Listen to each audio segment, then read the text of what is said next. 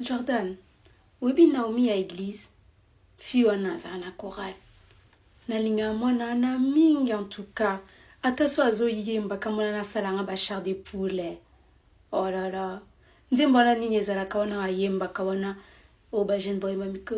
Tu es mon meilleur ami. Nemso mwana na soka bandi ko yemba kanzembo na ba char de poulet biminga nzoto. Mwana mo malamu. Ata so azo sambela.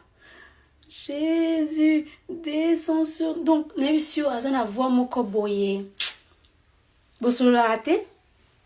Mais Aza, c'est ta sœur, hein, parlez-là. Nga mona na mingi na invité na ndako ozala. Jordan yaka na invité bino.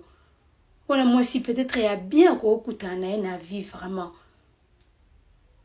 T'aimes pas les sœurs de l'église? Bon yo lingi sœur ya wapi. Yo lingi danser ya kofi, hein? Na ebisa yo église za kuinda kuna. Na yeso to vandika boye pasteur alobi o communiquer.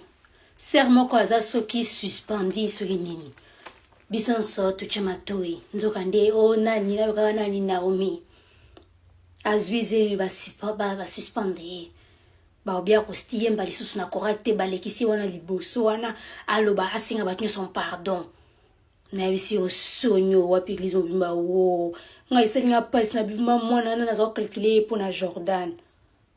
Eh, qui l'a mis enceinte, frère moro peka ya église wana. So yepe ba suspendre, na habite bon biso to na likamba frère. La sœur ndé, moi c'est n'importe fongola nzela. C'est pas injuste, c'est pas injuste parce que ce qui moi c'est ça déterminé aux oisemité, so pas ça peut déterminer à quoi yate. Et quoi si le frère l'avait forcé, frère nini qui forcé moi nana. À moi ma paix.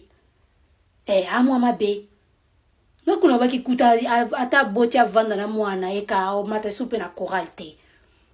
Jordan soro moni ata mbote opesa raete. Moi ma paix. Moi na ma paix makasi aka kwei sa frère abatu bongo.